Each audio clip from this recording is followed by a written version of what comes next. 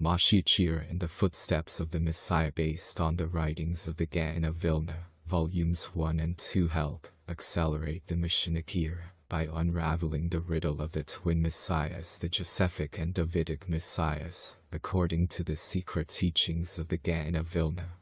The twin messiahs, only over the last few decades the formerly obscure and enigmatic Jewish tradition of the Josephic Messiah MoShiach Ben-Yosef has become known to the public.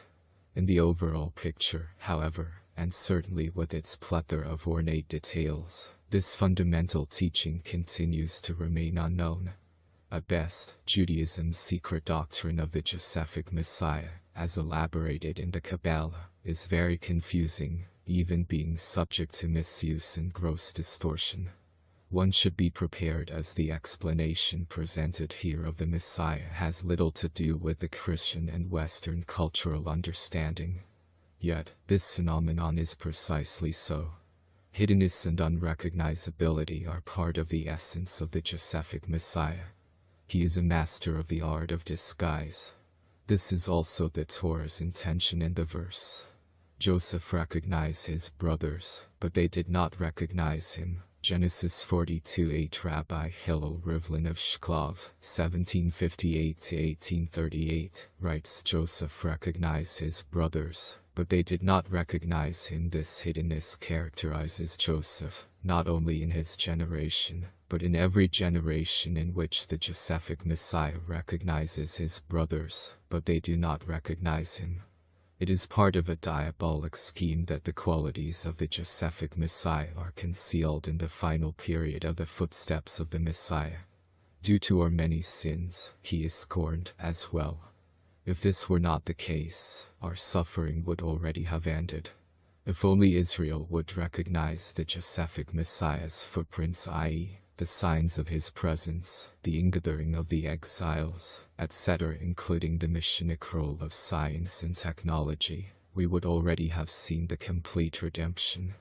What makes the Josephic Messiah such a complex subject is that it is only one half of a larger picture. The other half, which is more familiar to everyone, is known as the Davidic Messiah, the Davidic King Messiah, or simply the Messiah. Together, they are known in the Zohar and in the Gaon of Vilna's commentaries as the Triune Shechin, the Zohar's Aramaic term for the two messiahs, the Josephic Messiah and Davidic Messiah. The Josephic Messiah, between these two cosmological forces, that forms the hidden landscape upon which the drama of the entirety of world history unfolds. It is for this reason that I have chosen to translate the term as the twin messiahs. It must be emphasized that in the language of the Torah masters and Kabbalah sages, the appellations of the Josephic Messiah and the Davidic Messiah refer to much more than the historical Joseph and David. These two Messianic forces were in existence, potentially and manifestly, not only before the historical Joseph, viceroy of Egypt, and David, king of Israel, but even before creation. Rather, Joseph and David are specific constellations of the forces of the twin messiahs incarnating, as it were, in historical time and space. The historical Joseph and David then reciprocally become prototypes for the twin messiahs, from whence we derive many of the subtle yet crucial details of the phenomenon of the twin messiahs. At the onset, a Torah-based definition of the concept of Messiah is called for. It will be a simplified definition, which will require qualification and much elaboration afterward. But it is essential in allowing us to approach the twin messiahs with some sense of perspective. Why two messiahs? Why any messiah at all? What is the purpose of a messiah? The messiah is an individual who is responsible for, and who, either overtly or covertly, spearheads a collective process of tikkun. Tikkun is perhaps the single most important concept in all of Judaism. The word tikkun means rectification or mending. In the Kabbalah, tikkun also refers to a process of elevation and transformation. Whereas the second definition implies taking something that is already complete into a more refined state. The first definition implies that something has broken or has become torn, and the immediate goal is only to return it to its original state of completion. These are the two processes, or modes, of tikkun. When something has been broken, it obviously is not complete, and it cannot function to its full capacity. It is, in a sense, in a state of fallenness or captivity until it receives its proper tikkun. Its tikkun is then its redemption from its captive state. The one who performs that act of restoration is said to be its redeemer, goal, which is another quality and name for Messiah. As we shall see, the Torah teaches that a certain type of breakage, or primordial fall, took place which affected and continues to affect the entirety of creation. Therefore, the Messiah is simply the one who is responsible for the restoration, the tikkun, and the redemption of creation. Yet, even the second definition of tikkun, as elevation and transformation, also implies a subtle form of captivity, which requires a process of redemption. Something can be complete, but still have the capacity to evolve to a higher level. As long as it has not yet attained that higher level, then it too, relatively speaking, can be said to be in a state of captivity that requires redemption. The one who accomplishes the act of transformation has released it from the bondage of its static level of completion. This type of redeemer is also a Messiah. At present, we can understand the need for the first type of Messiah, one who will restore the world to its former state. But where does the second type fit into the picture? When was the world so complete that it needed only to be elevated to higher and higher levels of completion and perfection? The answer is the Garden of Eden. When Adam Harishon, the original higher dimensional consciousness being composed of both masculine and feminine, was created, he was placed into a higher dimensional reality that was essentially perfect. His mission was to elevate and transform that which was already in a completed state. In spite of the fact that nothing had broken and nothing had been torn, all life was still undergoing a staggering spiritual evolution. The entire hierarchy of life, human, animal, plant, and mineral, was rising higher and higher. The one orchestrating this was Adam. Even in the original utopian description of the Garden of Eden, Adam was life's redeemer and the world Messiah. After the proverbial eating from the higher dimensional fruit of the tree of knowledge of duality, reality and Adam's mission radically changed. The fall of man was a cosmic shattering and an existential rip that reverberated throughout the entire fabric of creation. Adam now had a new task to perform, for through his actions, everything had collapsed into a lower world order. A new mode of tikkun was therefore required, the tikkun of rectification, restoration, and purification. This does not mean that his original task of higher transformation had been nullified. It only means that until he mends that which has been torn asunder, his original task gets delayed a while. In the end, he must, and will, return to complete it as well.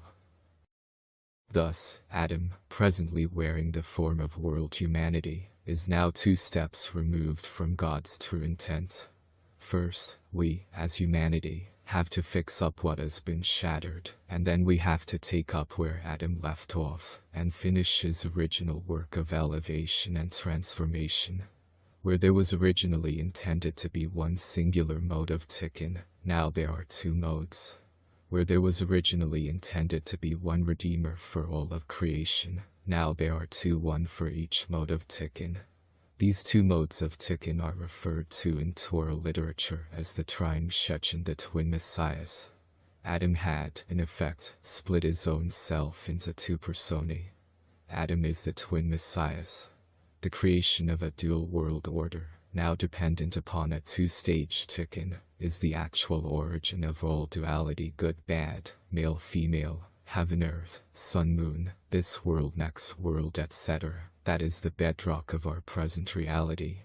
These sharp distinctions did not exist in the higher world of transformation, which functioned according to a law of singularity known as the tree of life. All duality is a direct consequence of Adam's act of partaking from the tree of knowledge of opposites, good and evil, which, as its name implies, is the primal source of all duality. In general, the Redeemer, whose mission is fundamentally one of restoration and purification, is known as the Josephic Messiah. The Redeemer, whose mission is fundamentally one of elevation and transformation, is known as the Davidic Messiah. Similarly, the period of time that we are in now, i.e., after Adam's fall and expulsion from Eden, is broadly designated as the era of the Josephic Messiah. This is the period of time for his mode of tikkun. As explained in the introduction to the book, the present world order is scheduled to exist for 6,000 years. It is during this time that the tikkun of rectification must take place in small increments. Although, in general, this entire period is the providence of the Josephic Messiah, it is the second half of the sixth millennium, i.e., from the year 5600 to 1740, which is the essential period for the tikkun of the Josephic Messiah. After this tikkun will be completed, i.e., near the very end of the sixth millennia, then we will enter the period of time designated as the year of the Davidic Messiah, since it will then be time to finish the mode of the original tikkun of transformation. Surprisingly, the famous era of the Messiah, Ben-David, so much described by the prophets and formulated by the sages, yet so clouded in obscurity, is none other than a return to the original, but unfinished Garden of Eden, and the Davidic Messiah is none other than the original Adam Harshan himself before the fall. This is certainly a return full circle if there ever was one. This principle is included in the rabbinic formula, Sof Masad Mitshava Tekila. The final act returns to the original intended thought. The statement that there are distinct modes and periods for each of the twin messiahs must now be qualified. In truth, there is much overlapping between the two. The Ben-David mode is always present in the immediate background of the Ben-Yosef mode, and vice versa. In other words, a fractal spark, nitzitz, of the lower tikkun of the Josephic Messiah, is always present within the higher tikkun of the Davidic Messiah. Conversely, a fractal spark of the higher tikkun of the Davidic Messiah is always present within the lower tikkun of the Josephic Messiah. This interpenetration of the twin messiahs is true on two levels, and thus the term trying Shechen has two meanings. The processes of the Josephic Messiah and the Davidic Messiah occur together, at all times, in every generation, and in all places. The Messianic era of the Josephic Messiah and the Messianic era of the Davidic Messiah, however, refer to large-scale time frames where there is a sharper line of demarcation between the two modes of tikkun. The first aspect of the twin messiahs that functions on the generational or micro-time scale, i.e., on an annual and daily basis, is the generational twin messiahs. The second aspect of the twin messiahs, which functions on the millennial or macro time scale, is the millennial twin messiahs.